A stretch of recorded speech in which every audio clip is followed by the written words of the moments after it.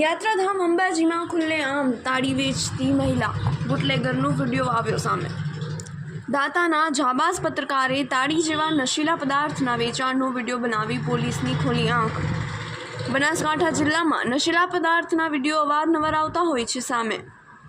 વિડીયોમાં ખુલ્લું દેખાઈ રહ્યું છે કે એક મહિલા બુટલેગર તાળી ભરેલું કેરબો લઈને આવે છે અને કેરબામાંથી થેલીમાં ભરીને ગ્રાહકને આપે છે અને પૈસા લે છે, જ્યારે એક વ્યક્તિ ખુલ્લામાં બેસીને બિંદાસ તાળી પીતો નજરે જોઈ શકાય છે।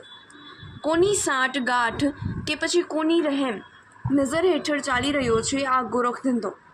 શું આ ગોરખધંધાની અંબાજી પોલીસને જાણ છે કે પછી પોલીસ પણ જાણી જોઈને બની રહી છે અજાણ? અંબાજીમાં તાળી બનાવતી ગેંગ બિહારથી આવીને ખજૂરના પેડ અને પર્યાવરણને મોટું નુકસાન પહોંચે આવી રહી છે।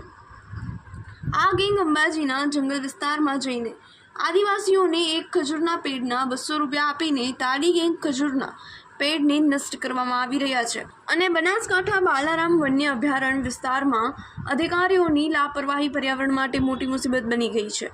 બનાસકાંઠા વન્ય ઉચ્ચ અધિકારી તત્કાલ બિહારથી આવેલી તાળી ગેંગ ઉપર તત્કાલ કાર્યવાહી કરે તેવી પર્યાવરણ પ્રેમીઓની માંગ ઉઠવા પામી છે।